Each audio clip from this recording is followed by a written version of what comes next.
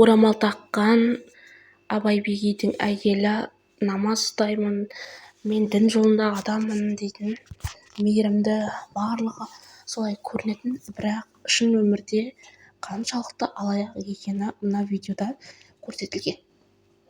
өгей қыздарының лотерея ойынына қатысқан, машина тасыз, осындай деп қаншама жарнама жасаған Абай Бегейдің әйелі халық алдында халықтың көзін бақырайтып қойып, тіпті баламен алдағаны елдің, халықтың ашуын туғызды.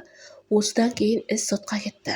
Мүмкін алдағы уақытта Абай Бегейдің әйелі де қамауға алынар.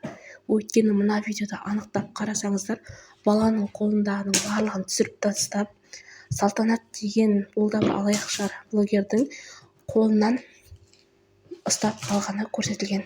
Тіпті дайындап қойған алдын ала билетті. Бұл да сотқа тартылсын. Қаншама халықты алдады ғой, қаншама ақшасына. Сіздер қалай ойлайсыздар? Комментарий жаза кетіңіздер.